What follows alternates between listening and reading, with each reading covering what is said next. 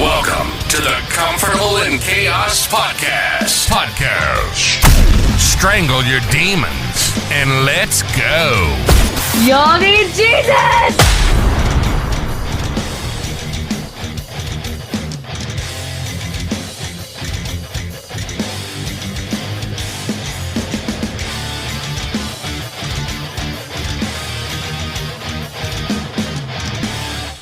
Help, I need somebody, help, not just anybody, help, you know I need someone on the Comfortable in Chaos Podcast.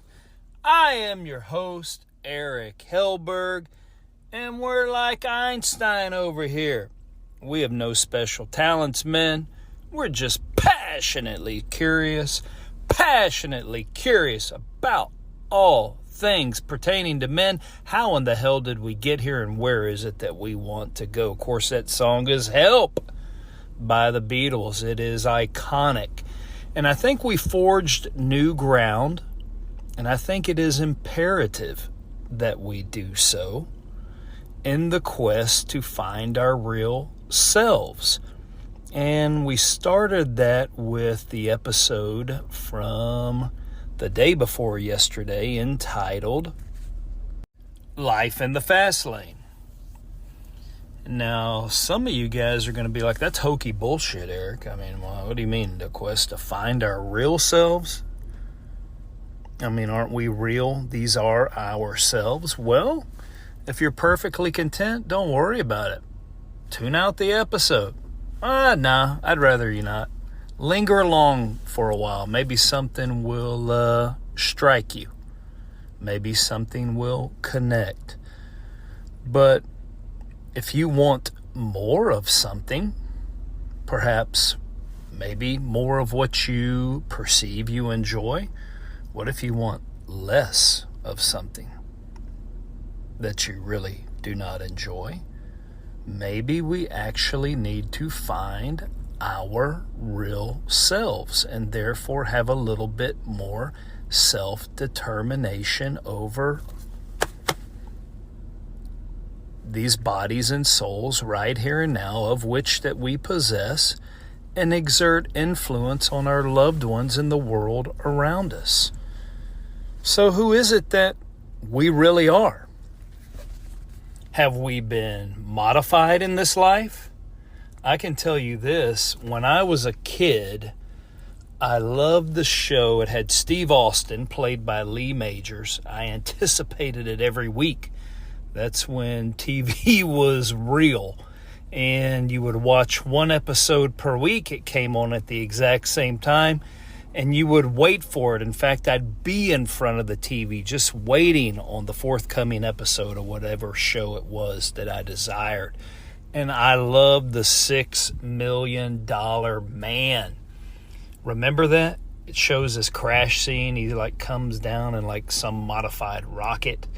And I think the narration went something like, this is Steve Austin after the crash. Gentlemen, we can rebuild him. We have the technology. We have the capability to make the world's first bionic man. Steve Austin will be that man, better than he was before. Better, stronger, faster.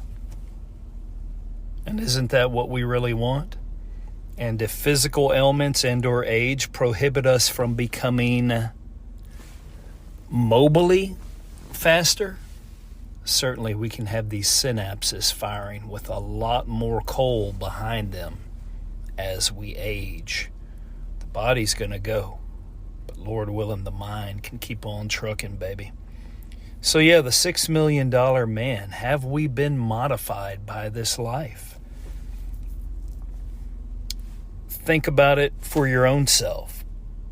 Do you have any pent-up anger, resentment, maybe even suppressed rage at circumstances and or people outside of yourself for what you have become, and or maybe even have allowed yourself to become? Maybe these repressed feelings are not just directed at someone or something. What if they're directed at your own self?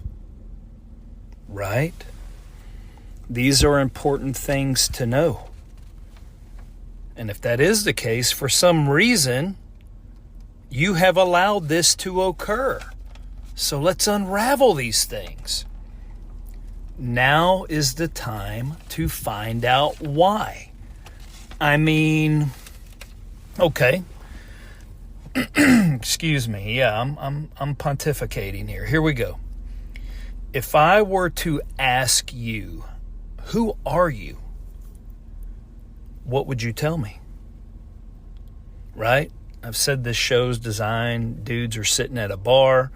Maybe we're at a barbecue, we're at a gathering. Hell, maybe we're even at Waffle House sipping some coffee.